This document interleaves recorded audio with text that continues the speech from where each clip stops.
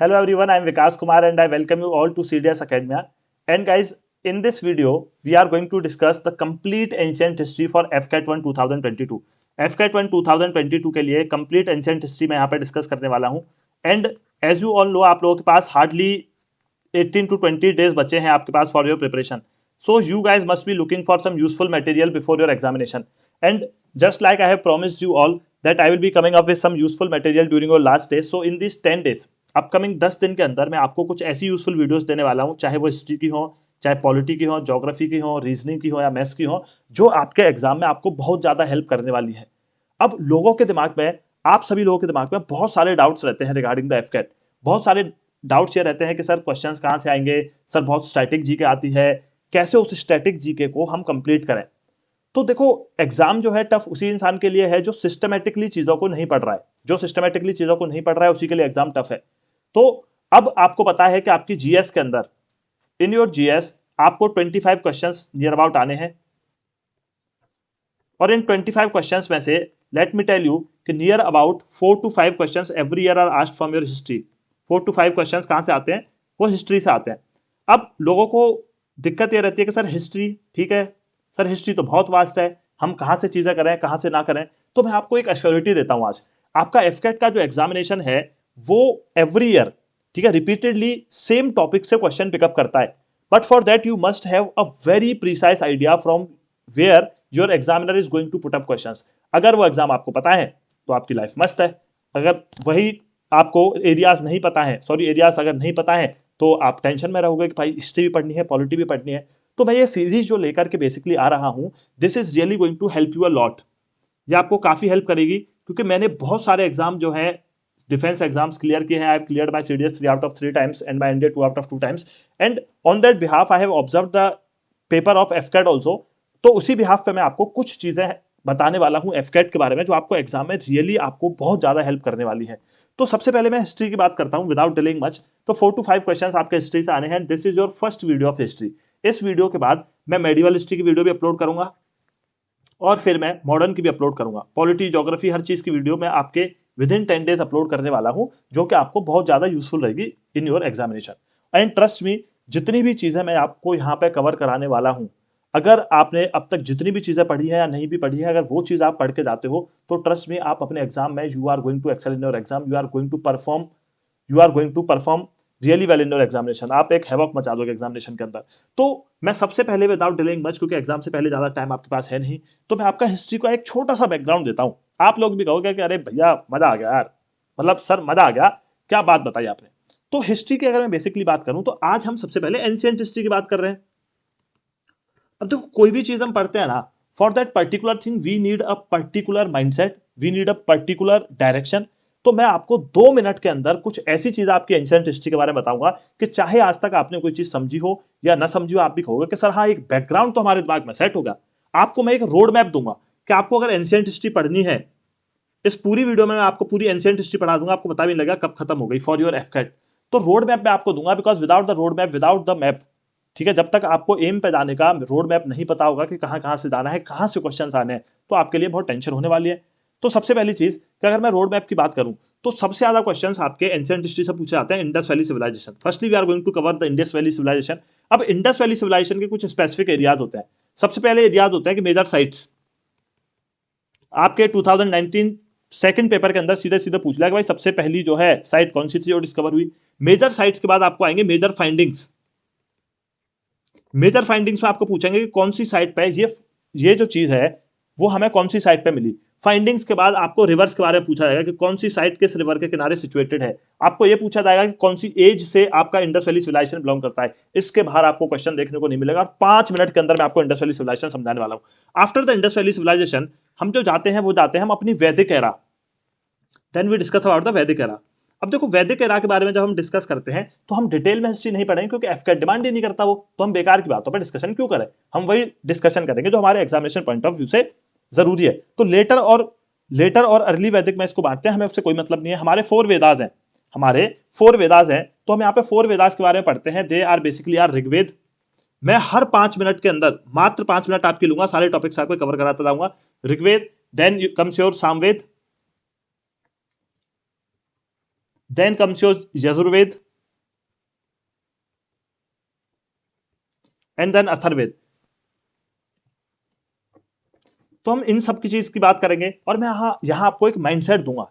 उस माइंडसेट से आप अपनी हिस्ट्री में जो चीजें समझने वाले हो ना, वो आज तक आपने कहीं नहीं समझी होंगी, चाहे आपने कहीं से भी देखा हो। तो ऋग्वेद, सामवेद, यजुर्वेद, अथर्ववेद, इन चारों वेदास की हम बात करेंगे, और इनके बारे में बहुत कम हमें बात करनी है। जब हम गाइस वैदिक एरा से आएंगे तो हम देखेंगे कि हमारी अर्ली वैदिक एरा जो होगी वहां पे सिचुएशंस कुछ अलग होंगी, और लेटर वैदिक एरा में कुछ ऐसी सिचुएशंस हो जाएंगी जो हमें थोड़ी सी दिक्कत देंगी। अर्ली वैदिक एरा में क्या होगा कि जो आज की डेट में आप मॉडर्न सोसाइटी समझते हो ना, मॉडर्न सोसाइटी का मतलब सर विडो मैरिज, ठीक है, आप बॉयकॉट करते हो कि sir we boycott child marriage, ये कुछ भी नहीं होता था अर्ली वैदिक एरा में। लेकिन लेटर वेदांतिक आते आते आपके ब्राह्मणिज्म का इन्फ्लुएंस बढ़ने लगा, और वहां पे थोड़ी सी चीजें गलत होने लगी। और जब वहां पे चीजें गलत होने लगी तो फिर आपका आया Buddhism and Jainism to fight with this extremism of Brahmans. Buddhism and Jainism के बारे में हम पढ़ेंगे, और पढ़ना बहुत कम है, हर 5 मिनट के अंदर आपका एक एक टॉपिक आपको खत्म होते हुए दिखेगा आपकी आंखों के सामने। बुद्धिज्म एंड जैनिज्म, बुद्धिज्म और जैनिज्म के पैरेलली हम पढ़ते हैं क्या, महाजनपदास, और उन महाजनपदास में फिर हम आगे कई सारी डायनेस्टीज पढ़ते हुए जाते हैं, ठीक है। फिर हम उन महाजनपदास के अंदर डायनेस्टीज पढ़ते हुए जाएंगे, और देखते ही देखते आपकी एंशिएंट हिस्ट्री भी खत्म होने वाली है। तो अब यहां पे मैं सबसे पहले शुरू करता हूं विदाउट वेस्टिंग मच टाइम। सबसे पहले हम बात करेंगे यहाँ पे इंडस वैली सिविलाइजेशन की। अब इंडस वैली सिविलाइजेशन के बारे में क्या चीजें समझनी है, just try to understand about that. अब इंडस वैली सिविलाइजेशन की अगर गाइस मैं बात करूं, अब सर इंडस वैली सिविलाइजेशन आया कहां से, कैसे नहीं आया, कभी बहुत डिटेल में जब मैं हिस्ट्री पढ़ाऊंगा सीडीएस और सीएपीएफ के लिए, तब आपको वहां मस्त मस्त कहानियां सुना के बताऊंगा। Here we are going to talk exam oriented things. Exam oriented things हम यहाँ पे बात करने वाले हैं। तो देखो सिविलाइजेशंस बनते क्यों थे सर, सिविलाइजेशन हमारे बनते क्यों थे, सिविलाइजेशन क्या चीज होती है। तो होता क्या था एंशिएंट टाइम्स में, our whole economy, our whole livelihood, ठीक है, वॉज डिपेंडेंट ऑन एग्रीकल्चर। मैं आपको समझा के पढ़ाऊंगा, और आपको 5 मिनट के अंदर, और लास्ट में आपके सारे एफकेट के क्वेश्चंस आपके सामने रखूंगा मैं अगली क्लासेस में, आप सारे के सारे क्वेश्चंस कर पाओगे। एग्रीकल्चर, एग्रीकल्चर पर डिपेंडेंसी, तो एग्रीकल्चर कहां होगा सर, एग्रीकल्चर वहां होगा जहां पे इरिगेशन होगा। अब सर इरिगेशन के लिए हमारे पास ट्यूबवेल्स नहीं थे, तो हमारे पास क्या था, हमारे पास रिवर्स थी। तो जितने भी आपके महान सिविलाइजेशन बने, और रिवर्स के ऊपर हर बार इंडस वैली सिविलाइजेशन से क्वेश्चन आता है रिवर्स के ऊपर, तो जितने भी महान सिविलाइजेशन बने, either I talk about Egypt, Mesopotamia, Harappan, China. Egypt was situated in the Nile Valley, Mesopotamia was situated in the Tigris Euphrates Valley, Harappan Indus Valley, China in the Huanghe Valley। वो आपके मतलब की बात अभी नहीं है, क्योंकि आप एफकेट का एग्जाम दे रहे हो। तो सारे रिवर्स के किनारे हमारे सिविलाइजेशन बसे, क्योंकि वहां से एग्रीकल्चर होता था। और Indus valley civilisation used to be, ठीक है, one of the earliest civilisation of the world, world का one of the earliest civilisation आपका था, ठीक है। अच्छा, अब ये सिविलाइजेशन आया कैसे, तो देखो दिस सिविलाइजेशन, अब यहां पे हमारा आर्कियोलॉजिकल सर्वे ऑफ इंडिया बना। आर्कियोलॉजिकल सर्वे ऑफ इंडिया के हमारे एक डायरेक्टर जनरल थे, Lord Alexander Cunningham. Lord Alexander Cunningham को क्या लगा, उनको लगा कि भैया इंडिया की जो हिस्ट्री है ना वो गंगा से शुरू है। लेकिन इनके बाद जो आए जिनके ऊपर हर बार क्वेश्चन पूछने की संभावना रहती है, जॉन मार्शल। जॉन मार्शल ने बोला कि भाई गंगा से शुरू नहीं हुआ। जब वो डायरेक्टर जनरल बने, इन्होंने बोला इंडस वैली से, और उन्होंने खुदाई शुरू करी। और जब उन्होंने खुदाई शुरू करी तो अलोंग विद दयाराम साहनी और आर डी बनर्जी के साथ इन्होंने खुदाई शुरू करी, और इनको डिफरेंट डिफरेंट साइट्स मिलती गई। अब बिल्कुल एग्जाम ओरिएंटेशन बात पे आ जाओ, कहां से क्वेश्चन बनता है, कौन कौन सी चीजों से क्वेश्चन पूछा गया है, मैं आपको बताता चलूंगा।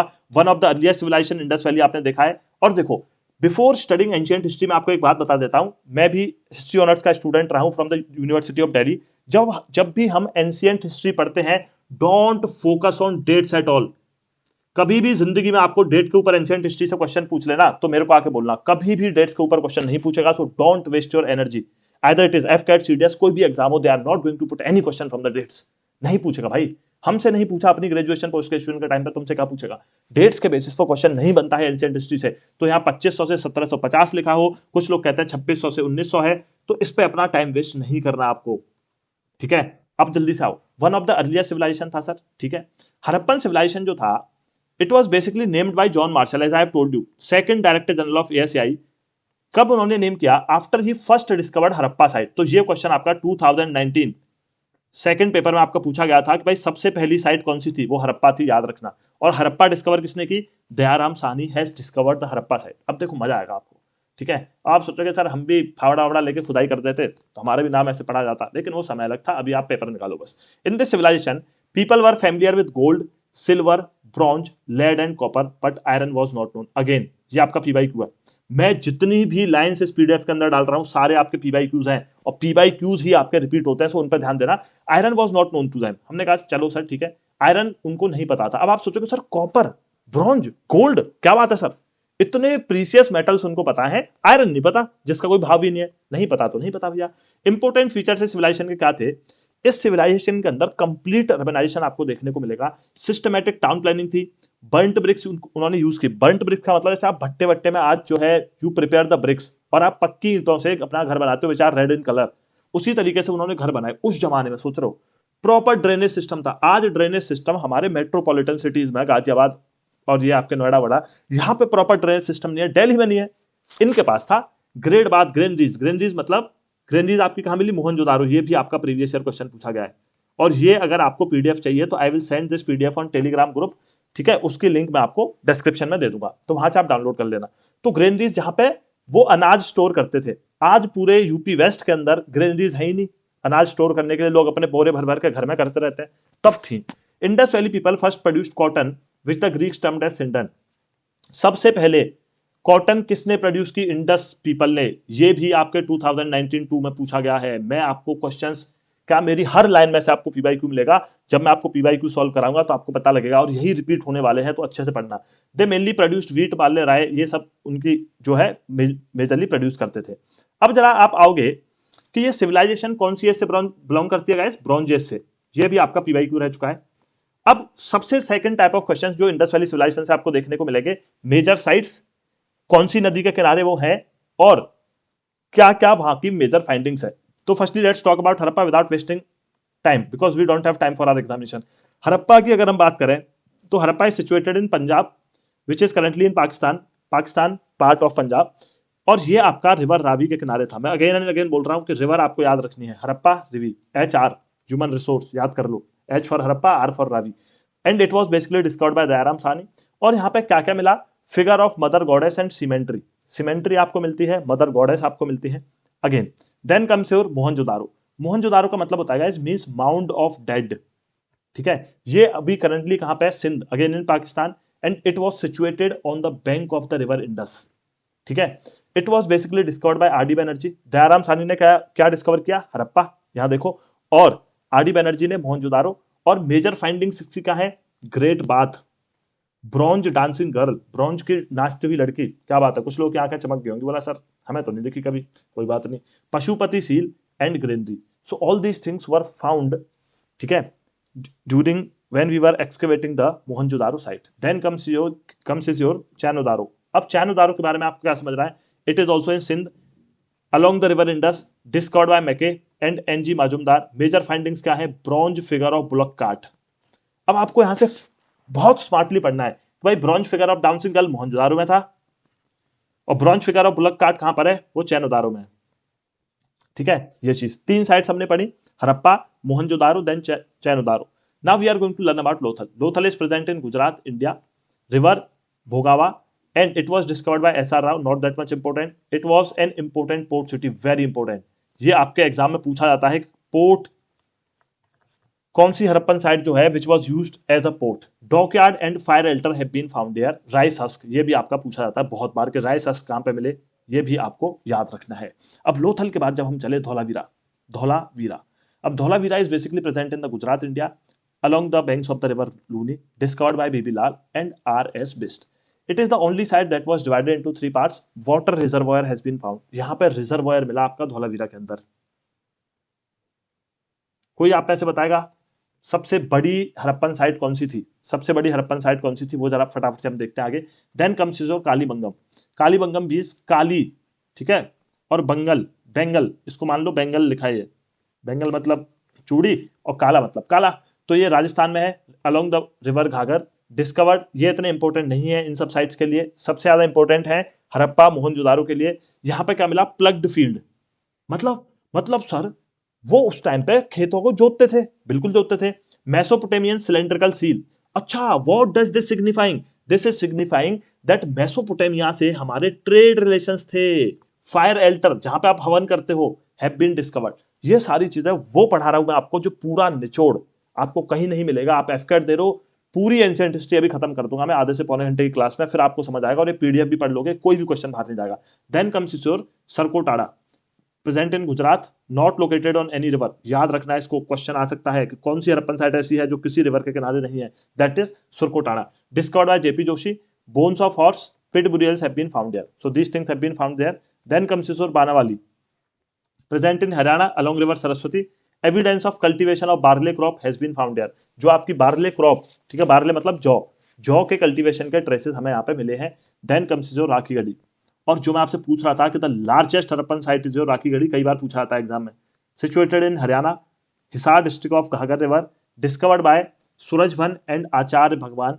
It is the largest Indus valley site, just remember this. Okay now अब देखो, पूरी इंडस वैली सिविलाइजेशन मैंने आपका खत्म कर दिया। इसके बाहर आपको एफकेट में क्वेश्चन देखने को नहीं मिलेगा। एक चीज बस मैं आपको बता देता हूं जो ऐड करूंगा मैं यहाँ पे, कि कई बार एग्जाम के अंदर आपकी northern most, southern most, eastern most and western most sites पूछी जाती हैं। तो नदर्न मोस्ट साइट आपके 2019 के पेपर के अंदर पूछी गई थी कि भाई नदर्न मोस्ट साइट कौन सी है, that is basically your Manda. Manda is the northern most site. Eastern most कौन सी है, आलमगीरपुर। सदर्न मोस्ट कौन सी है, Daimabad. D for dakshin, D for Daimabad, याद रखना, ठीक है। और आपकी सदर्न मोस्ट, आपकी सॉरी वेस्टर्न मोस्ट कौन सी है, कैगेंडोर। Just remember these 4 sites, Manda, Daimabad, Alamgirpur and कैगेंडोर। These are the northern most, southern most, eastern most and western most sites of your Indus valley civilisation. खत्म आपका इंडस वैली सिविलाइजेशन। इसके बाहर क्वेश्चन नहीं मिलेगा आपको पूरे एफकेट के अंदर। नाउ कम्स इज योर वैदिक पीरियड। अब हम वैदिक पीरियड की बात करते हैं, तो वैदिक पीरियड आया कैसे हमारे यहाँ? जब हमारे यहाँ आर्यंस आए। आर्यंस कहां से आए थे सर? सर आर्यंस आए थे सेंट्रल एशिया से, और सेंट्रल एशिया से आने के बाद वो डिफरेंट पार्ट्स में बसे, अफगानिस्तान में भी, पाकिस्तान में भी, इंडिया में भी, हर जगह ये आ गए। और आर्यंस के टाइम पे हमारे पास आए वेदास।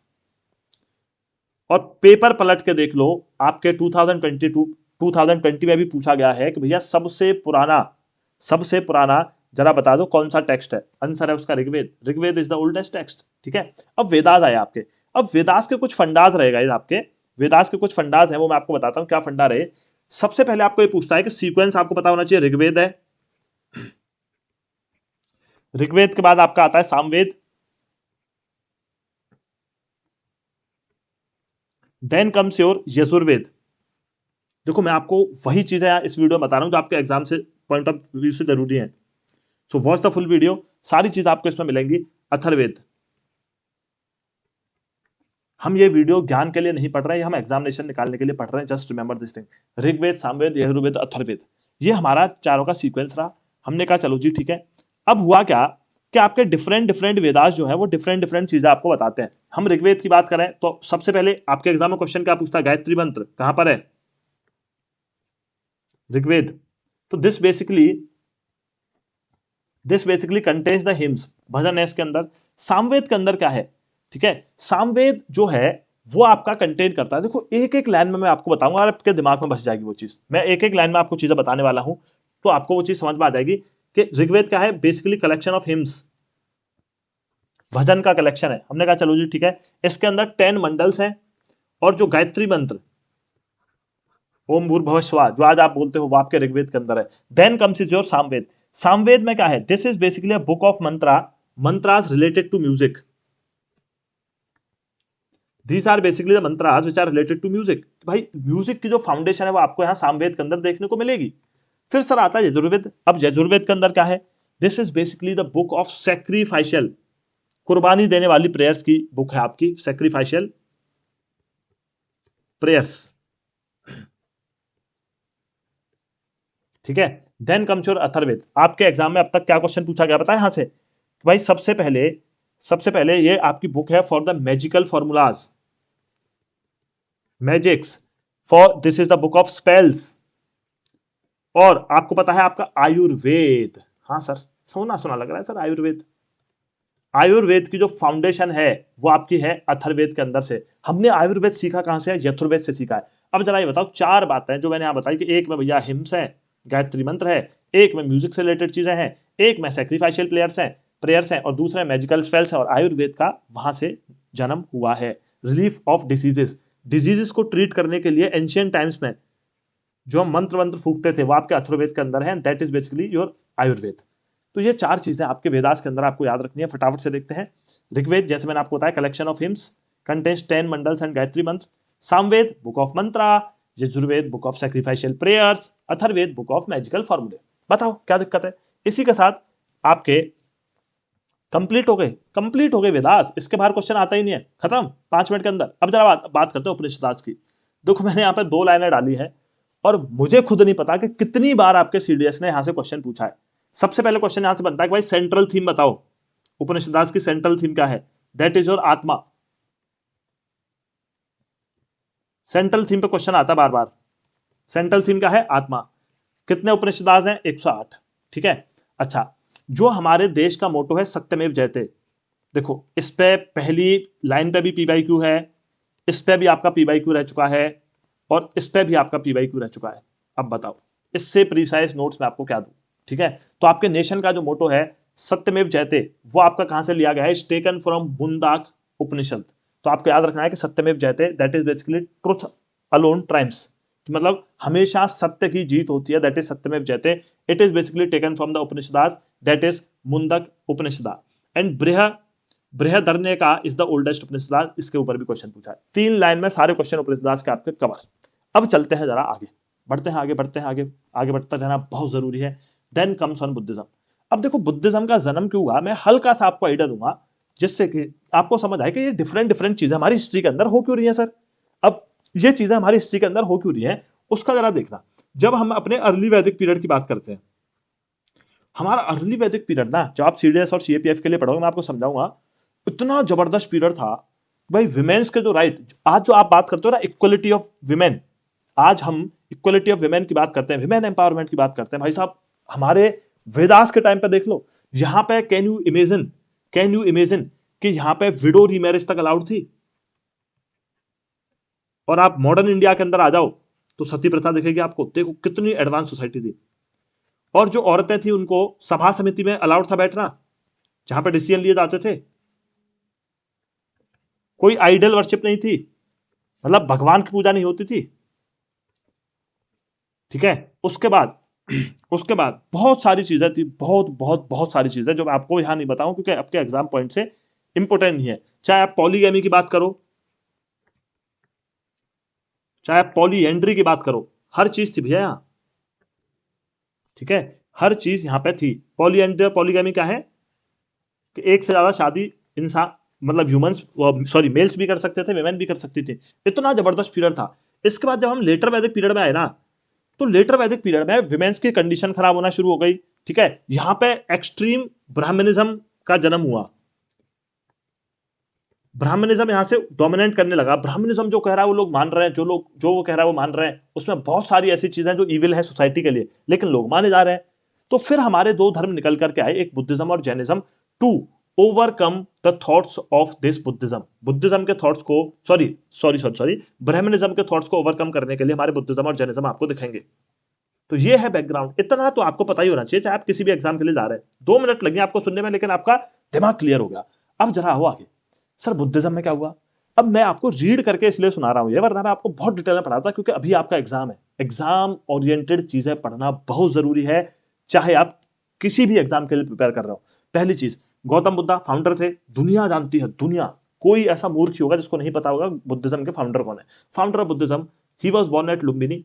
ठीक है। His birth is symbolised by lotus and bull. यहां से आपका क्वेश्चन बन सकता है, उनका बर्थ जो है।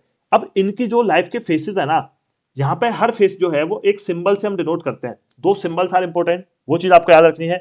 सिंबल्स के साथ साथ इनकी जो काउंसिल्स हैं वो इंपॉर्टेंट है। काउंसिल्स के बाद इन्होंने जो भी अपने sermons दिए, स्पेशली फर्स्ट sermon कहां दिया, क्या क्या चीजें हैं, वो इंपॉर्टेंट है। 5 मिनट में अभी बुद्धिज्म खत्म करते हैं, कोई क्वेश्चन बाहर नहीं जाएगा, डोंट वरी। उनके पिताजी का नाम था शुद्धोधन, कभी क्वेश्चन नहीं पूछा गया। मदर थी महामाया, भैया ठीक है। Married at the age of 16 to Yashodhara and had a son Rahul. 16 साल की उम्र में इनकी शादी हो गई, देख रहे हो मतलब 16 ईयर्स की एज में शादी भी हो गई। अब उन्होंने क्या करा, जब वो 29 एज के हुए, थोड़ा सा बैकग्राउंड बता रहा हूं मैं आपको उनकी एज का, जिससे आपको आइडिया लगे। When he became 29 years of, मतलब 29 साल की उनकी उम्र हुई, तो उन्होंने अपना घर छोड़ दिया। उन्होंने अपना घर छोड़ दिया at the age of 29। He left his home at basically at the age of 29। And this phase of his life, this term of his life is known as Mahabhinishkramana. Exam में पूछ सकता है कि भाई महाविनिष्क्रमणा जो है गौतम बुद्ध की लाइफ के किस फेस को डिनोट करता है जब वो अपना घर छोड़ते हैं, और इसको हम किस सिंबल से, हॉर्स याद कैसे रखोगे कि सर घोड़ा बहुत तेज दौड़ता है, वैसे ही गौतम बुद्ध अपने घर से दौड़ गए। एट बोधगया, जब ये बोधगया पहुंचे, under the Bodhi tree he attained nirvana on the bank of river Niranjana. Nirvana, Niranjana याद होगा, खत्म बात। Modern name Falgu, symbol Bodhi tree. Bodhi tree इनकी लाइफ में क्या सिग्निफाई करता है कि भाई जब इन्होंने सबसे पहले निर्वाणा अटेंड किया अंडर द बोधि ट्री, उसके बाद सबसे पहला सेरमन, सेरमन मतलब लेक्चर, कहां पे दिया इन्होंने, ठीक है, कहां पे दिया, एट सारनाथ, नोन एज धर्म चक्र प्रवर्तना, धर्म चक्र प्रवर्तना, धर्म चक्र प्रवर्तना, महाविनिष्क्रमणा। सब आपको याद रखना है, यहीं से क्वेश्चन बनता है। महाविनिष्क्रमणा क्या है, जब वो घर से बाहर गए, सिंबल क्या है, हॉर्स है। जब उन्होंने सबसे पहले निर्वाणा अटेंड किया, सिंबल क्या है सर, बोधि ट्री है, उनको निर्वाणा मिल गया। सिंबल क्या है सर, व्हील। अब जैसे उन्होंने अपना व्हील घुमा के सबको बताया कि भाई मैं क्या फील करता हूं, क्या चीजें हैं, अपना उपदेश दिया। सरमन मीन्स उपदेश, उन्होंने अपना उपदेश दिया, और उपदेश देने के उस फेस को, जब उन्होंने उपदेश दिया, उसको हम बोलते हैं धर्म चक्र परिवर्तना। नोट, जो भी बुद्धास के डिस्कोर्सेज थे देवर इन पाली लैंग्वेज। ये भी कई बार क्वेश्चन पूछता है कि किस चीज के, कौन सी लैंग्वेज से रिलेटेड थे। ये इंपॉर्टेंट है आपकी बुद्धिस्ट काउंसिल। 4 बुद्धिस्ट काउंसिल हुई। सबसे पहली कौन सी हुई, 483 बीसी। मैं अगेन एंड अगेन कह रहा हूं, dates doesn't matter when you are studying about the ancient history. लेकिन सबसे पहली आपको पूछ सकता है कौन सी जगह हुई, राजगृह, किसने कराई, अजात शत्रु। सेकंड कहां हुई सर, वैशाली, किसने कराई, कालाशोका। तीसरी कहां हुई सर, पाटलिपुत्र, किसने कराई, ऑब्वियसली वहां का राजा अशोका। फोर्थ कनिष्का, और कहां पे हुई, Kundalvana. So these are basically the 4 Buddhist council जो उनकी हुई। ये पीडीएफ मैं आपको भेज दूंगा। थोड़ा फास्ट मैं इसलिए पढ़ा रहा हूं because you are going to take your exam within 21 और 22 डेज। आपका एग्जाम आप फेस करोगे, दैट्स वाई वो चीजें सीखें हम जो एग्जाम से असेंशियल हो। फिर बेचारे सब कुछ करके अपने जीवन में मर गए। कहां पे मरे, कुशीनगरा, कैसा विलेज यूपी। और जब वो मरे उसको बोलते हैं महापरिनिर्वाणा, ठीक है। तो महाविनिष्कर्मा, ये तीनों फेसेस आपको याद रखने हैं, तीनों के सिंबल्स याद रखने हैं। इसका सिंबल क्या है, स्तूपा। स्तूपा किसने बनवाया था वो अभी आगे मैं पढ़ाता हूं आपको। जो त्रिरत्नास थे, मतलब बुद्धिज्म के ना 3 पिलर हैं जिनके ऊपर बुद्धिज्म खड़ा है। बुद्धिज्म के क्या है, 3 पिलर्स हैं जिनके ऊपर बुद्धिज्म खड़ा है, और वो 3 पिलर्स आपके क्या है। सबसे पहला है बुद्धा। बुद्धा मीन्स एनलाइटनमेंट, भाई ज्ञान, ज्ञान लो। दूसरा है धर्मा, और तीसरा है संघ, ठीक है। पहला तो एनलाइटनमेंट की बात करता है, दूसरा उनकी टीचिंग्स की बात करता है, जो भी टीचिंग्स थी गौतम बुद्धा की। तीसरी बात करता है उन टीचिंग को फॉलो कौन लोग करने वाले हैं, मॉन्क्स की बात करता है कि who is going to carry forward those teachings. ये 3 फेसेस हैं, त्रिरत्नास हैं। ये त्रिरत्नास आपको बुद्धिज्म में भी देखने को मिलेंगे, जैनिज्म में भी देखने को मिलेंगे। Is this clear. फिर ठीक है, जो बुद्धिस्ट लिटरेचर थी आपकी, उसमें 3 पिताकास है जो आपकी इंपॉर्टेंट है। सबसे पहले है विनय पिताक, सत्य पिताक एंड अभिधम पिताक। जो आपकी विनय पिताक है वो बेसिकली बात करती है rules and guidelines related to monks, कि जो भी मॉन्क्स फॉलो करेंगे बुद्धिज्म को, वो क्या रूल्स और गाइडलाइंस फॉलो करेंगे। कल को कोई भी इंसान, आप बुद्धिज्म को अपनाना चाहते हो तो obviously you will learn the teachings, you will learn the motives, you will learn the everything about the Buddhism. तो उसकी बात करता है विनय पिताक। सत्य पिताक किसी की बात करता है, records of Buddhas teaching and sermon, भाई बुद्धा ने क्या क्या हमें सिखाने की कोशिश की, बुद्धा ने क्या क्या हमें उपदेश दिए, उसकी बात करेगा कौन, सत्य पिताक। देन कम्स योर अभिधम पिताक। अब अभिधम पिताका किसकी बात करेगा, philosophy and doctrine of Buddhism, Buddhism की जो फिलोसफी होगी। तो तीनों याद रखने हैं, एग्जाम में बहुत इंपॉर्टेंट क्वेश्चन से आपके बन सकते हैं। अच्छा, जब आपकी डेथ हुई बुद्धा की, तो आपका बुद्धिज्म हमने 2 चीजों में डिवाइड कर दिया। एक था आपका महायाना, बहुत इंपॉर्टेंट है ये भी जानना, ज्यादा इंपॉर्टेंट है, एग्जाम में शायद नहीं पूछा जाएगा। हिनायाना पूछा भी जा सकता है। अब महायाना की हम बात करें कि महायाना क्या है। देखो, जब बुद्धा की डेथ हुई तो उनके फॉलोअर्स ना डिवाइड हो गए। कुछ लोगों ने कहा कि बुद्धा भाई एक भगवान की तरह थे, आइडल थे, पूजा करो उनकी। कुछ लोगों ने कहा कि यार बुद्धा जो है भगवान नहीं थे, उनकी भगवान जैसे पूजा थोड़ी ना करनी है, वो तो एक बंदे थे जिन्होंने हमें कुछ टीचिंग्स दी, हमको उनके जैसा बनना चाहिए, पूजा नहीं करनी चाहिए। वो हो गया आपका Hinayana. So this is basically the difference कि महायाना जो थे वो आइडल वर्शिप में बिलीव करते थे, उन्हें लगा कि बुद्ध जो है वो भगवान है। हिनायना बोले यार भगवान नहीं है, वो एक आइडल इंसान थे, उनके जैसा इंसान हम बन सकते हैं। इतना सा डिफरेंस। तो इनके बीच में WWE की फाइट हुई वर्सेस, ठीक है, ऐसे कंगना और दिलजीत दोसांझ की हुई वैसे ही। तो इनके बीच में ही फाइट हुई, हमने कहा चलो जी ठीक है, कुछ इस तरफ मुड़े कुछ इस तरफ मुड़े। तो ये था आपका बुद्धिज्म। अब बताओ 3 स्लाइड के अंदर मैंने आपको कुछ ऐसी चीजें बताई हैं जो आपके एग्जाम में, एक स्लाइड, दूसरी भैया, तीसरी, इससे बढ़िया क्या लोगे? सारे क्वेश्चन आपके खुद आने हैं इन्हीं से। हम बात करते हैं जैनिज्म की क्योंकि I believe in systematic study. देखो मैं ये वीडियो क्यों अपलोड कर रहा हूं, मैं लाइव भी पढ़ा सकता था आपको MCQ करा के सीधे, क्योंकि टिल द टाइम जब आपका माइंड मेकअप नहीं होगा ना, क्या आखिरकार पढ़ना क्या है, कैसे सिस्टमेटिकली पढ़ना है, भले ही वो 10-15 पेज ही हो, उसके बाद जब क्वेश्चन करोगे अलग मजा आएगा। इस PDF को पढ़ने के बाद सारी PYQ लगाने लग जाना। जैनिज्म की बात करते हैं। According to the Jain tradition there were 24 Jain Tirthankars. इसका मतलब क्या है कि 24, एक तरीके से मान लो देयर वर 24 पीपल जिन्होंने जैनिज्म को अपनाया और आगे बढ़ाने की कोशिश की। 24 गुरु थे मान लो जैन के। हमने कहा ठीक है, सबसे पहले थे ऋषभ देव और सबसे लास्ट में थे महावीर, ठीक है, लॉर्ड महावीर। आप महावीर को तो जानते हो, आप महावीर को तो जानते हो, लेकिन ऋषभ देव को नहीं जानते हम, जो कि सबसे पहले इनके तीर्थंकर थे। महावीर की 599 BC में, अगेन कह रहा हूं डेट कोई नहीं पूछेगा। कुंदाग्राम में इनका जन्म हुआ, वैशाली विच इज बेसिकली इन बिहार। इनके पापा का नाम था सिद्धार्थ और मदर का नाम था त्रिशाला, नहीं पूछेगा ये भी। He got married to Yashoda and had a daughter. उनका बेटा था राहुल, इनकी प्रियदर्शनी बेटी है, ठीक है। अच्छा, ही अटेंड एनलाइटनमेंट एट जिम्बिक जिम्बिग्राम, ठीक है, on the bank of river Rijupalika under sal tree. उन्होंने बौद्ध ट्री के अंदर सेल्वेशन लिया, इन्होंने कहा लिया साल्ट्री के अंदर। He is considered as the founder of Jainism. हम जो है फाइनल फाउंडर महावीर को ही मानते हैं, Lord Mahavira is considered as the final founder of the Jainism. लेकिन ऐसा नहीं है कि उससे पहले कोई जैन को बढ़ा नहीं रहा था, देयर वर 24 गुरुज। और इन्होंने सबसे पहला सरमन कहां दिया? Rajgriha, Magadh, just remember. और गौतम बुद्ध ने कहां दिया था? सारनाथ, ठीक है। ही फाउंडेड जैन संघ, जैन कम्युनिटी इसको बोलते हैं, एट पाव, और डेथ हो गई उनकी 527 BC at the age of 72। इसके बाद आपको क्या समझ रहा है? इसके बाद आपको समझ रहा है देयर वर सर्टेन थिंग्स, ठीक है, देयर वर सर्टेन थिंग्स। इनके 5 डॉक्ट्राइन थे, ठीक है, इनके 5 डॉक्ट्राइन थे। वो डॉक्ट्राइन आपको मैं समझाना चाहूंगा, 5 डॉक्ट्राइन्स ऑफ लॉर्ड महावीरा, ठीक है। Just learn about the 5 doctrines of, ठीक है, Jainism. You can say not Mahavira, Jainism, क्योंकि महावीरा ने लास्ट वाला दिया था, उससे पहले 23rd तीर्थंकर ने दिए थे। सबसे पहला था अहिंसा। अहिंसा का सीधा सीधा मतलब आपको बताया कि भाई do not create violence, do not commit violence, do not create violence.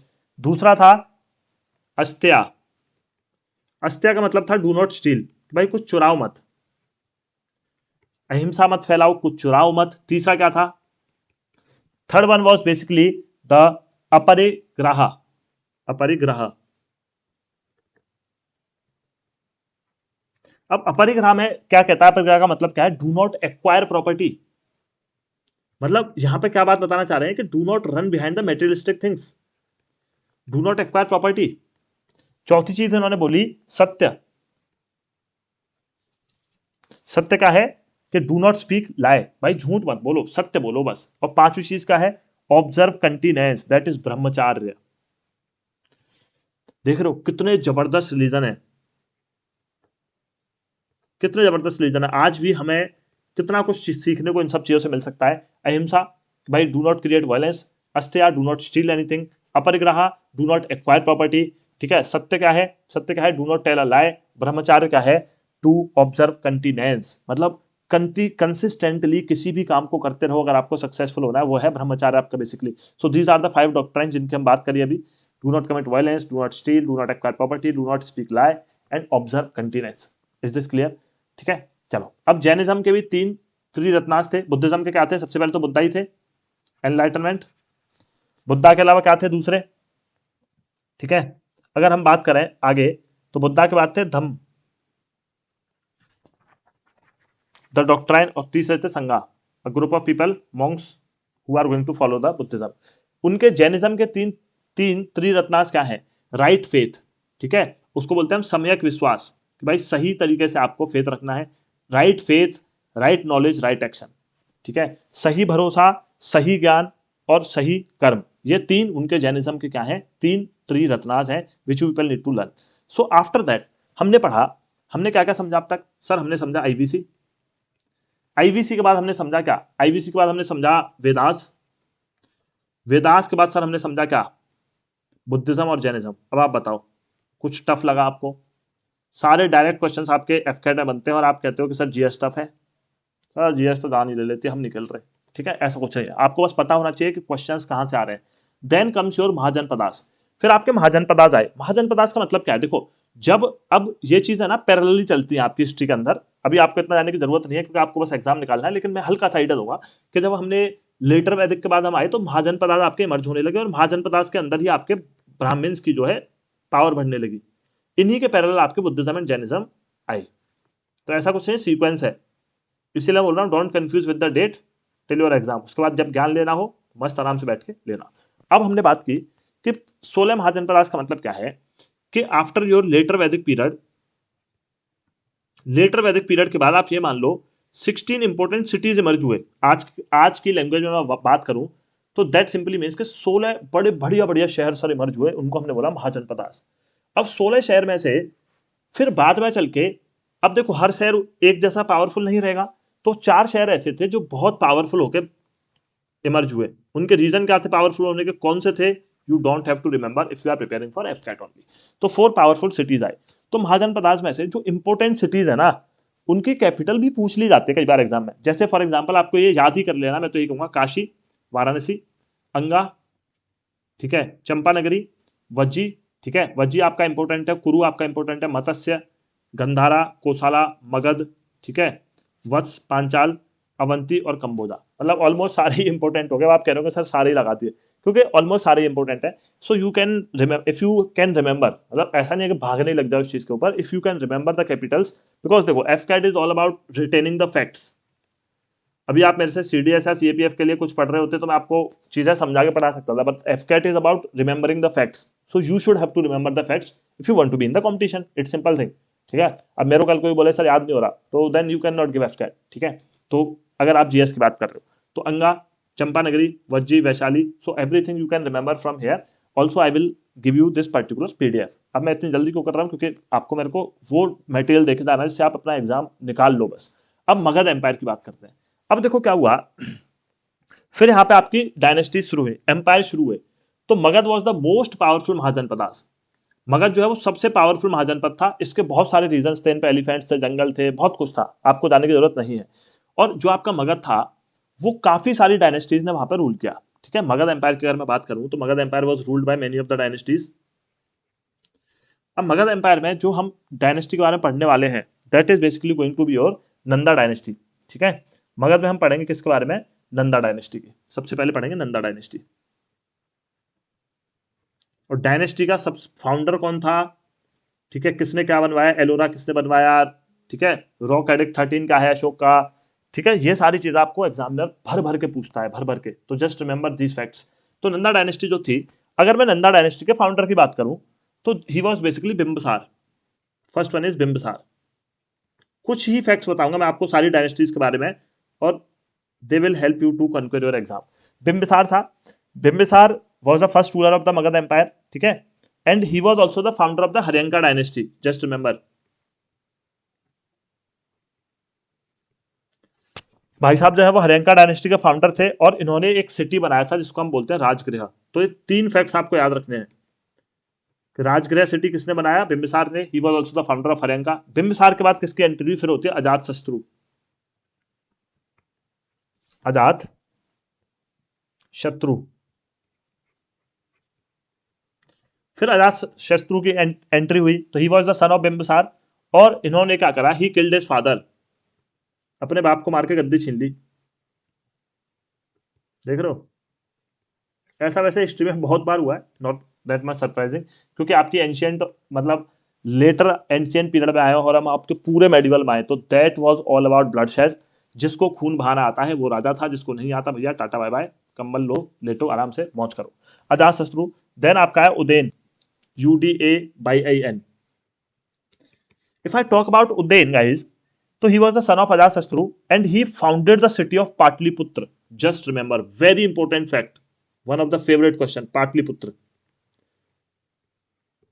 अब याद कैसे रहोगे, पाटलिपुत्र उज्जैन, पाटलिपुत्र उज्जैन, इस तरीके से आपको कनेक्ट करते हुए चीज को चलना है कि Ujjain, he was the son of Ajatashatru and he founded city of Pataliputra, और he shifted the capital of Magadha from Rajagriha to Pataliputra. जो इनके दादाजी ने राजगृह नाम का सिटी बनाया था, कैपिटल बनाई थी, उसको इन भाई साहब ने शिफ्ट कहां कर दिया, पाटलिपुत्र, एक नया सिटी बना के. तो ये कई बार पूछा जाता है कि who shifted the capital of Magadha, और you can say Nanda dynasty, from Rajagriha, Magadha की पूछ लेगा, Magadha from Rajagriha to Pataliputra, he was Ujjain.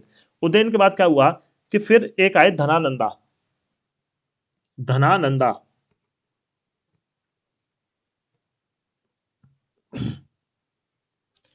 अब देखो भैया, धना आनंदा थे तो इनको धन में इतना आनंद आता था.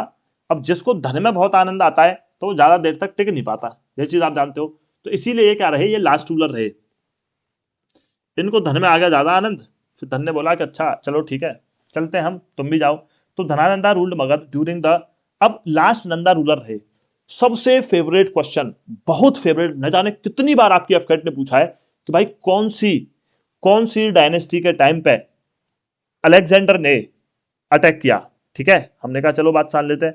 तो the last Nanda king Dhanananda ruled Magadha during the Alexander invasion. जब आपका अलेक्जेंडर आया तो धनानंदा रूल कर रहे थे, अलेक्जेंडर जब आया, हमने कहा ठीक है. और जैसे ही Nanda dynasty came to an end, Nanda dynasty के बाद आपकी आई मौर्यन एम्पायर. नंदा डायनेस्टी के बाद कौन आया, मौर्यन एम्पायर. अब देखो कई बार क्या होता है, काफी सारे फैक्ट्स में आपको नंदा डायनेस्टी के टाइम पे अलेक्जेंडर को बताया जाता है, कई सारे में मौर्यन.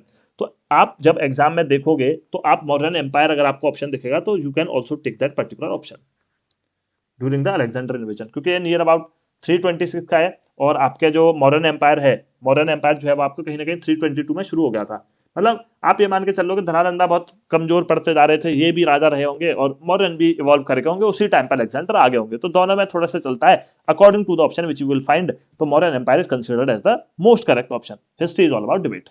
अब अलेक्जेंडर ने इन्वेजन किया 326 बीसी में, बहुत बार पूछा आता है. अलेक्जेंडर ने मैसेडोनिया से आया, 2 वॉर लड़े हमारे यहाँ, बैटल ऑफ वितस्ता और बैटल ऑफ हाइडेस्पस. और किससे लड़े, विद पोरस, एक राजा थे पोरस. क्यों हारे वो, क्या थे, बहुत सारी कहानियां हैं मेरे पास आपको सुनाने के लिए, बट नहीं सुनाऊंगा क्योंकि एग्जाम निकलवाना है. पोरस से वो लड़े, वितस्ता और हाइडेस्पस, 2 वॉर थे टू कॉन्कर इंडियन टेरिटरी.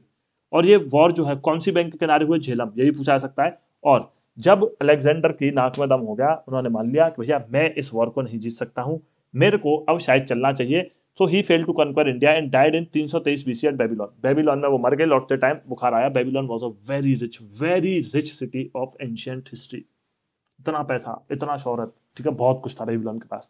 अब जरा आ जाता है मौर्यन एम्पायर. ये मान के चल लो, ये एक ऐसा टॉपिक है जहां से जो बहुत हरामी एग्जामिनर होगा ना वही नहीं क्वेश्चन पूछेगा, वरना अगर एफकेट का पेपर है और एंशिएंट हिस्ट्री है तो यहाँ से क्वेश्चन जरूर पूछा जाएगा. मौर्यन एम्पायर, आपने पूरी कहानी सुनी होगी कि भैया चाणक्य की किसी ने बेइज्जती कर दी. चाणक्य ने एक बंदे को ट्रेन किया जिसका नाम था चंद्रगुप्त मौर्य, और उसके साथ अपनी खोई हुई इज्जत को वापस लेने के लिए पहुंचे कौन, चाणक्य. और उन्होंने धनानंदा, जिनको धन में बड़ा आनंद आता था, उनको हरा के उन्होंने मौर्यन डायनेस्टी की स्थापना की, चंद्रगुप्त मौर्य ने. He defeated Seleucus Nicator. Question यहां से बनता है कि मेगास्थनीज किसके टाइम पे इंडिया आया था, who was the Greek ambassador. ठीक है, सेल्यूकस राजा जो था ग्रीक का, उसका एम्बेसडर था कौन, मेगास्थनीज. और वो आया चंद्रगुप्त मौर्य के कोर्ट में. ठीक है, और मेगास्थनीज ने एक बहुत ही इंपॉर्टेंट बुक लिखी, दैट इज इंडिका. और कौटिल्य ने विष्णुगुप्त, चाणक्य रोट अर्थशास्त्र. ठीक है, कौटिल्य के कई सारे नाम थे, विष्णुगुप्त भी कौटिल्य को बोलते थे, चाणक्य भी कौटिल्य को बोलते थे. उन्होंने एक बुक लिखी, कौन सी, अर्थशास्त्र. तो Arthashastra and Indica, these are the books which were written during the time of Chandragupta Maurya. याद रखना, चंद्रगुप्त मौर्य मरे, चंद्रगुप्त मौर्य के मरने के बाद उनके बेटे बिंदुसार आ गए. ठीक है, सक्सेसर ऑफ चंद्रगुप्त मौर्य. ठीक है, ही वॉज फेमस एज अमित्रो घाटा, इनको अमित्रो घाटा के नाम से फेमस थे. अब देखो, अब आएंगे हमारी हिस्ट्री के, एंशिएंट हिस्ट्री के one of the most greatest ruler, Ashoka the great. Ashoka नाम से बोलना तो उनको अपने आप में शर्म की बात होगी. उनको हम क्या बोलते हैं, अशोका द ग्रेट. ऐसा राजा जिन्होंने पूरे एक अखंड भारत का निर्माण कर डाला भैया. चंद्रगुप्त मौर्य, चंद्रगुप्त मौर्य के बाद आए कौन, बिंदुसार. और बिंदुसार के बाद आए आपके अशोका द ग्रेट. मैं हमेशा इनको अशोका द ग्रेट ही बोलता हूँ। तो आपके अशोका आए, और Ashoka he was a very great ruler, Bindusar को इन्होंने सक्सीड किया, और अशोका ने अपने टाइम पर बहुत बड़े बड़े कारनामे किए। लेकिन हुआ क्या कि इन्होंने अपनी लाइफ में इतना ब्लड शेड कर दिया, इतना ब्लड शेड कर दिया, कि जब उन्होंने लास्ट में एक वॉर लड़ा, कलिंगा वॉर, आपने अशोका की मूवी देखी होगा शाहरुख खान की, और उसकी क्या नाम है उसका, अरे जो सैफ अली खान की भी है, हाँ करीना कपूर। तो उसमें जब वो लास्ट में कलिंगा वॉर लड़ते हैं 261 BC, तो वो इतना ब्लड शेड देख लेते हैं कि फिर वो बुद्धिज्म को अपना लेते हैं, और it was basically the last war. और इनके बारे में सबसे इंपॉर्टेंट चीज याद रखनी है, his rock edict 13 talks about Kalinga war. Kalinga war के बारे में इनकी रॉक एडिक्ट 13 बात करती है। बहुत सारी रॉक एडिक्ट्स आपको सारी नहीं रखनी है, और इनके रॉक एडिक्ट्स में प्राकृत लैंग्वेज ज्यादा यूज हुई, और जो इंस्क्रिप्शन इन्होंने प्राकृत लैंग्वेज में लिखे। अब देखो, कल को मैं आपके सामने कुछ भी लिख दूं, मैं ऐसे लिख दूं, मैंने कहा ये बताना ये क्या लिखा है, आप बोलोगे सर क्या मतलब नशे कर लिया क्या सर, ये क्या लिख रहे हो सर, तो मैं ये क्या है सर, हम नहीं पढ़ पा रहे सर इसको। तो ऐसी ही कुछ प्राकृत लैंग्वेज रही होगी। अब यही प्राकृत लैंग्वेज रही होगी, तो ये जो मैंने लिखा, इसका कोई सेंस होगा तो आप डेसिफर कर पाओगे अगर आपको ये लैंग्वेज आती होगी। अभी मैं ये लिख दूं, आप सब खुश हो जाएगा, sir we are fine sir, आप बताओ सर क्या समझ आ रहा है सर। और यही मैंने ये लिखा था तो आपकी हालत खराब होगी, बोला सर ये क्या लिखे जा रहे हो। तो यानी कि अब जो उन्होंने प्राकृत लैंग्वेज में जितने भी मोस्ट ऑफ द इंस्क्रिप्शंस उनके थे, उनको डेसिफर करना था। तो अशोका के जो डेसिफर किए गए, अशोका के जो डेसिफर किए गए inscriptions were deciphered by James Prinsep. Ashoka is called, ठीक है, देवनम प्रिया एंड पियादशी। सांची स्तूप किसने बनाया, अशोका ने, फॉर प्रेजिंग बुद्धिज्म। बुद्धिज्म के फैन थे तो सांची स्तूप बनाया उन्होंने। कहां पे बनाया आप फाउंड आउट करना। Brihadratha was the last Mauryan ruler. सबसे लास्ट रूलर कौन थे, बृहद्रथा थे। अब पोस्ट मॉडर्न डायनेस्टीज की बात कर लेते हैं। 5 मिनट और शांति से बैठेंगे, और इसी के साथ आपकी एंशिएंट हिस्ट्री खत्म। आप प्रिपेयर्ड हो फुल एफकेट देने के लिए फॉर एंशिएंट हिस्ट्री। आप सारे एमसीक्यूज लगा लेना। मोस्ट ऑफ द एमसीक्यूज आपके प्रीवियस ईयर के सॉल्व होते हुए आपको दिखाएंगे, और मैं भी आऊंगा इसके बाद में मेडिवल की वीडियो भी लाऊंगा, पॉलिटी की भी। बस देखते रहिएगा तुम लोग, 10 दिन में ट्रेन करूंगा तुमको पोस्ट मॉडर्न डायनेस्टी, क्योंकि सिलेबस ही इतने दिन का एफकेट का अगर रियलिटी बताऊं। सबसे पहले इंडो ग्रीक्स। इंडो ग्रीक्स क्या क्वेश्चन पूछता है वो भी प्रेडिक्ट कर देता हूं, यहां से सीधे पूछता हूं, गोल्ड कॉइन सबसे पहले किसने इश्यू किया इंडिया में, इसके बाद यहां से भी नहीं पूछा जाएगा। Most famous Indo Greek ruler थे आपके कौन, Menander, also known as Milinda. Milind गावा के नाम से इसको याद रख लेना। मिनांडर पोस्ट इंडो ग्रीक थे, ठीक है। Greeks were the first to issue coins which are attributed to the kings and also first to issue gold coins in India. India में सबसे पहले गोल्ड कॉइन्स लाने वाले कौन थे, पोस्ट मॉडर्न डायनेस्टी में इंडो ग्रीक्स थे। Nagasen, a Bauddha bhikshu composed Milinda Panho which was in question answer from between Nagasen and Menander. कई बार पूछा था मिलिंड पाहो। देखो इसकी ना बहुत बड़ी स्टोरी थी, वो इन्फ्लुएंस हो गए थे बुद्धिज्म से बहुत ज्यादा, लेकिन मैं पूरी स्टोरी नहीं बताऊंगा आपको। ये मान लो कि नागसेन नाम के एक इंसान थे जो बौद्ध भिक्षु थे, मतलब बौद्ध को मानने वाले। उन्होंने एक चीज लिखी, मिलिंड पानो। मिलिंड पानो किसने लिखी, ये आपका एग्जामिनर पूछेगा। किसके टाइम पे लिखी वो पूछेगा। और मिलिंड पानो किसकी बात करती है, this basically talks about a conversation between Nagasen, a Buddha follower, and Menander, जो इनको बताते हैं कि भाई बुद्ध मैं क्यों फॉलो करता हूं, तुम भी कर सकते हो अगर तुम करना चाहो, what are the basic reason. फिर आते हैं आपके साकास और Scythians. Greeks were followed by Shakas. Shaka याद आ रहा है, दिल जले। Who control the larger part of India than the Greek did. Greek से ज्यादा पार्ट जिन्होंने कंट्रोल किया। विक्रमदत्त ने हराया शाकास को, ठीक है, और उन्होंने विक्रम एरा शुरू करी। विक्रमदत्त एक ऐसे राजा थे जिन्होंने शाकास को हराया। इतना ही जानना आपको इस डायनेस्टी के बारे में। फिर आते हैं भैया Parthians. Most famous Parthian king कौन है, गोंडो फर्नेस, ठीक है। इनके बारे में क्वेश्चन क्या आता है, सबसे पहले क्रिश्चियन मिशनरी कौन आए, saint Thomas during the Parthians. Missionary का मतलब क्या होता है, मिशनरी आर द पीपल जो अपने धर्म का प्रचार करने, अपनी एजुकेशन का प्रचार करने देश विदेश घूमते हैं। जैसे अगर आप दिल्ली जैसे या बेंगलोर जैसे सिटीज में रहते हो, और आप एक बहुत क्राउडेड जगह पर रह रहे हो जहां पर बहुत ज्यादा चर्च वर्च है, तो आपने देखा होगा कि बाहर के लोग आके आपको बताते हैं कि ट्यूसडे को सर प्रेयर में आना, या आना वो आना, मेरे को तो घेर ही लेते थे। तो ये होते हैं मिशनरीज, मतलब वो चाहते हैं कि आप उनके धर्म के बारे में जानो और अपना धर्म परिवर्तन करके उनकी टीचिंग्स को फॉलो करो, उनके गॉड्स को फॉलो करो। तो first Christian missionary under Saint Thomas visit किया ड्यूरिंग द पार्थियंस, ठीक है। अब आओ आगे देखो, next comes is Kushanas, very very important. Important क्यों है, just because of one reason, that is Kanishka. और कनिष्क ने आपकी कौन सी बुद्धिस्ट काउंसिल भी करवाई थी, ठीक है। कुशान्स आए नॉर्थ सेंट्रल एशिया से, नियर चाइना। ये नियर चाइना से कुशान्स आए आपके, इन्होंने बहुत बढ़िया रौला जमाया आपका इंडिया के अंदर। कुशान्स ने बढ़िया रौला जमाया था इंडिया के अंदर आके। अब इनको हिस्ट्री में हम, इनके बारे में हमारे पास पढ़ने के लिए बहुत है, और हम पढ़ते भी बहुत है इनके बारे में, ठीक है। तो अब जरा समझेंगे कि बात क्या क्या हुई।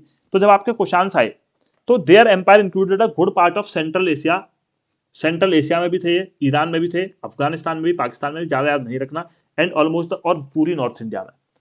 ठीक है, अब कुशान्स ने, आपने देखा ग्रीक्स ने गोल्ड कॉइन्स इशू किए थे, लेकिन कुशानाज ने आने के बाद भाई साहब गोल्ड कॉइन्स की लगा दी लाइन, वेरी लार्ज स्केल पे इन्होंने करे।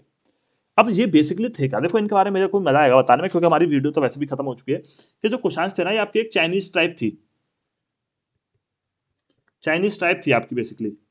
ठीक है, इनके सबसे बढ़िया राजा कनिष्क हैं, चौथी बुद्धिस्ट काउंसिल कराई इन्होंने। ठीक है, अब क्या हुआ गाइस, ये जो जैसे आप मान करके चलो, जैसे मैं आपको बताऊं कि भाई ये मान लो हमने रफली रफली अगर हम बात करें,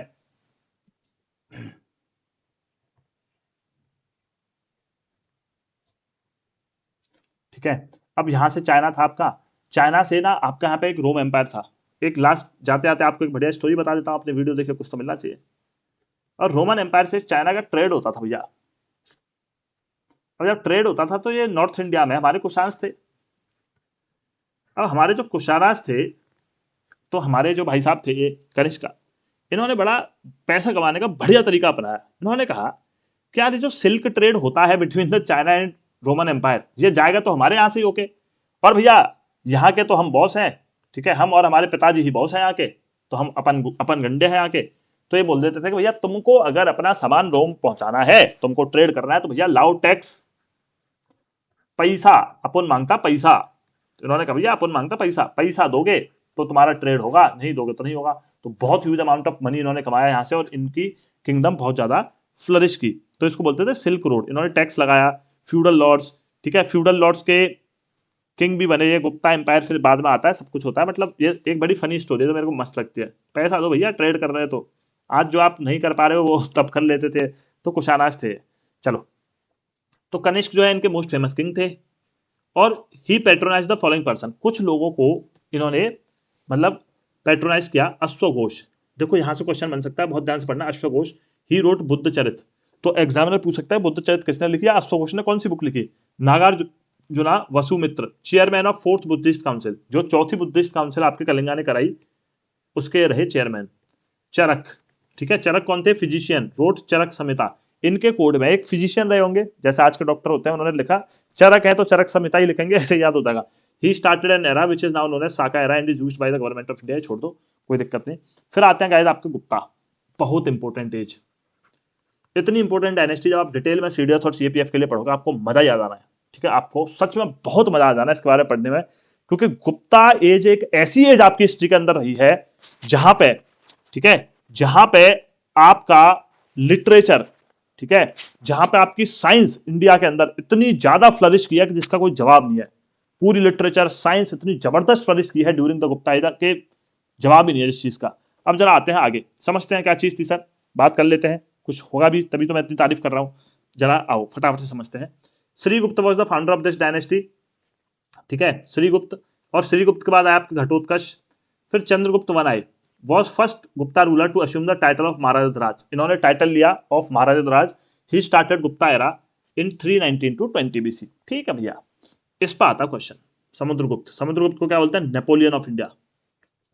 ठीक है, his court poet Harisena composed Prayag Prashasti Allahabad pillar inscription. इन्होंने भाई साहब इनके इंस्क्रिप्शन में ना इतनी चीजें लिखी गई हैं, बताया गया है कि आज तक की हिस्ट्री में समुद्रगुप्त, मतलब जब अपने टाइम पे थे, वो कभी एक लड़ाई भी नहीं हारे थे, इसीलिए उनको नेपोलियन ऑफ इंडिया बोला जाता है बाई VA स्मिथ। और उनके कोर्ट पोएट कौन थे, हरिसेना, जस्ट याद रखना। और हरिसेना ने क्या कंपोज किया, प्रयाग प्रशस्ति, जिसको आप बोलते हो इलाहाबाद पिलर इंस्क्रिप्शन। प्रयागराज आज तो वैसे भी नाम है इलाहाबाद का, तो प्रयाग प्रशस्ति वो है, इलाहाबाद एक पिलर है वहां पे, उसके ऊपर इंस्क्रिप्शंस है। इंस्क्रिप्शंस मतलब कुछ लिखा हुआ है। फिर सबसे पहले श्रीगुप्त, घटोत्कच, चंद्रगुप्त वन, समुद्रगुप्त, फिर आया आपके चंद्रगुप्त टू, जिनको आप विक्रमादित्य के नाम से भी जानते हो। अभी मैंने ऊपर पढ़ा है कि विक्रमादित्य ने किसी को हराया था, याद करना। और यहां से भी क्वेश्चन बनता है, क्योंकि इन्होंने बनाया था एक Mehrauli iron pillar. Iron pillar Mehrauli कहाँ है, आपके कुतुब मीनार जहां है वहीं पे, कुतुब मीनार वाले एरिया में ही आपके कुतुब कॉम्प्लेक्स में एक आयरन पिलर है मेहरौली, उसको बोलते हैं, नियर कुतुब मीनार। अगर आप कुतुब मीनार देखने जाओगे आपको खुद दिख जाएगा। आप ये मान करके चलो, इतना जबरदस्त उस टाइम पे मेटलर्जी की झलक इसमें में दिखाई गई है कि it is a kind of pillar जिसको आज तक रस्ट ही नहीं लगी।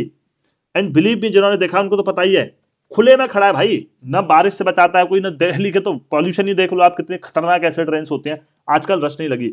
तो ये पूछा जाता है कि भाई मेहरौली आयरन पिलर कहां पर है या किसने बनवाया था चंद्रगुप्त टू ने, is dedicated to him. Famous poet Kalidas, Kalidas का नाम तो कौन नहीं जानता, he is known as Shakespeare of India, Shakespeare of India, वो इनके टाइम पे थे। फाहियान जो चाइना के एक ट्रेवलर आए थे, देखो मैं आपको इतना चीख चीख के बता रहा हूँ ना गाइस कि यहाँ से क्वेश्चन बनेंगे बनेंगे बनेंगे। जो वीडियो देख रहा है वो शांति से इसको समझ लेना। Fahien, Kalidas, Chandragupta two, iron pillar, चारों की शादी करा दो बिल्कुल, कहा चारों एक दूसरे से रिलेटेड है बस। कुमार गुप्ता है, कुमार गुप्त ने नालंदा यूनिवर्सिटी फाइंड की, स्कंद गुप्त ने सुदर्शन लेक को रिपेयर कराया, इनसे पहले एक और राजा करा चुके थे। और गुप्ता एम्पायर में सबसे ज्यादा यूज होती थी आपकी संस्कृत। ठीक है, चलो आ जाओ अब लिटरेचर देख लेते हैं। मैं इतना चल रहा था, मैंने कहा भाई लिटरेचर बहुत फ्लोरिश करी गुप्ता पीरियड के टाइम पे। सर बताओ कैसे? कालिदास का नाम सुना है? कालिदास ने क्या क्या लिखा? अवगिन्न, ठीक है, शकुंतलम, ऋतु संहारा, मेघदूतम, बस ये याद रखना, मेघदूतम ज्यादा नहीं पूछेगा। ठीक है, कुमार संभवम, ये भी छोड़ दो, ये भी छोड़ दो। मेघदूतम किसने लिखा? कालिदास। आपको बस याद रखना है कि कालिदास जो है वो किसके टाइम पे थे, ये पूछेगा आपको। ठीक है, सुद्राका ने क्या लिखा है? मृच कटिन्नम, ये इतना इंपॉर्टेंट नहीं है। लेकिन विशाख दत्त ने क्या लिखा है? बहुत इंपॉर्टेंट है, मूत्र रक्ष। ठीक है, विष्णु शर्मा, पंचतंत्र की कहानी आपने पढ़ी है, विष्णु शर्मा ने लिखी है पंचतंत्र और हितोपदेश। फिर उसके बाद अमर सिम्हा ने लिखा है अमर कोशा। तो अमर अमर दोनों एक जगह। फिर यहाँ आर्यभट्ट। देखो मैं क्यों बोलता हूं भैया, आपका मैथ, आपकी साइंस, आपकी लिटरेचर, हर चीज गुप्ता पीरियड के टाइम पे इतनी फ्लरिश किया, इसका जवाब नहीं है। आर्यभट्ट, वही Aryabhata, zero is equal to hero, वो जीरो जिसने हीरो बना दिया आर्यभट्ट को। तो आर्यभट्ट किसके टाइम पे थे? गुप्ता पीरियड के टाइम पे थे। बहुत मजा आ रहा है वो सुनने में। इन्होंने लिखा आर्यभट्टिया और सूर्य सिद्धांत। फिर आप क्या है, वारह मेरेहा, इन्होंने लिखा बृह संहिता। ये पीडीएफ दे दूंगा मैं टेलीग्राम पे, आप पढ़ लेना उसको आराम से। एंड ट्रस्ट मी, कुछ भी बाहर नहीं आएगा आपके पेपर में। अब लास्ट की डायनेस्टी कुछ बता देता हूँ। हर्षवर्धना, हर्षवर्धना डायनेस्टी पुष्यभूति फैमिली से थी। चाइनीज पिलग्रिम हियान सांग इसी टाइम पे आए थे। किसके टाइम पे? हर्षवर्धन के टाइम पे। His capital was Kannauj. बाना भट्टा was adorned in his court. ठीक है, रोट हर्षचंद्रा एंड कदम्बरी। फिर आया आपके सातवाना, इस पर क्वेश्चन पूछा हुआ है। सातवाना किसने फाउंड की? सिमुका। और जो लैंड ग्रांट सिस्टम था कि लोगों को एज अ ट्रिब्यूट लैंड दे देना, भाई कोई अच्छा काम कर रहा है उसको लैंड दे दिया, कोई अच्छा, जैसे आज तनख्वाह देते हैं तो लैंड दे देते थे, वो सातवाहन ने शुरू करा था। ऑफिशियल लैंग्वेज प्राकृत थी। Gautami putra Satakarni was the famous king. आपको नाम याद रखना है, Gautami putra Satakarni was the famous king of this dynasty. Then comes your Rashtrakutas. Rashtrakutas को फाइंड आउट किया किसने? डेंटी दुर्गा ने। Their king Krishna one constructed famous rock edict Ellora. ये आपका 2019 में और 2020 दोनों बार क्वेश्चन पूछा गया, एफकेड में याद रखना। कृष्णावन ने कौन सा rock cut? Kailash temple at Ellora, Ellora जो केव्स हैं आपकी। फिर आपके आते हैं Chalukyas. Chalukyas of Vatapi was found by Pulakeshin one. Pulakeshin two was contemporary of Harsha, Harshavardhan, इसके बारे में पढ़ के आए। फिर आते हैं आपके Pallavas. This dynasty was founded by Simha Vishnu, ये भी पूछा गया है क्वेश्चन आपका। ठीक है, Narasimha Varman was the greatest king. He founded the town of Mamallapuram, Mahabalipuram, which he adorned with beautiful rock cuts of 7 pagodas. तो ये सारी की सारी चीजें आपको याद रखनी है if you talk about your ancient history. Then comes your Cholas and Palas. These are the last small dynasty जिनके पास आपको फाउंडर पूछेगा एग्जामिनर और कुछ भी नहीं पूछेगा। तो चोलास किसने फाउंड की थी? विजयलला। ठीक है, विजयलया, और इसकी कैपिटल थी चोलास की तंजोर। ठीक है, ग्रेटेस्ट चोला रूलर आपके थे Rajaraja one and his son Rajendra one. और इन्होंने ना एनेक्सेशन पॉलिसी अपनाई थी। चोला इतने फेमस इसलिए हुए थे क्योंकि इनकी नेवी बहुत तगड़ी थी, इतनी तगड़ी नेवी के किसी के बाप से डरते ही नहीं थे। ठीक है, साउथ ईस्ट एशिया तक पहुंच गए थे अपनी नेवी का यूज करके, वो आपके काम की चीज नहीं है। डांसिंग फिगर ऑफ शिवा, ये कितनी बार प्रीवियस ईयर क्वेश्चन पूछा गया है। जो आप नटराज, नटराज देखते हो ना, शिवा का डांसिंग फिगर, तो नटराज जो है वो चोला टाइम से ही रिलेटेड है। फिर आते हैं आपके पालास ऑफ बंगाल, फाउंडर थे गोपाल। और पालास जो है बहुत ज्यादा किसको मानते थे, सॉरी पूजा नहीं मानते, किसको थे? They were the patron of Buddhism. और इनके एक रूलर थे धर्मपाल। पाला नाम है तो धर्म और पाला। He founded Vikramshila university and revived Nalanda university. Nalanda university इन्होंने रिवाइव करी और विक्रमशिला यूनिवर्सिटी पे इन्होंने फाउंड किया। So guys, this is all about your ancient history. In this short video I have dictated everything your examination can ask. So rather than chasing everything, rather than picking up the random questions I say, आपको क्या करना है? आपको ये short notes पढ़ जाने हैं अपने एग्जाम से पहले। इसके बाद कुछ क्वेश्चंस भले देखो या मत देखो, क्योंकि जीएस के अंदर आपकी प्रैक्टिस कम, नॉलेज ज्यादा काम आती है। तो इतना तो मिनिमम आप एंशिएंट हिस्ट्री के अंदर कर लेना।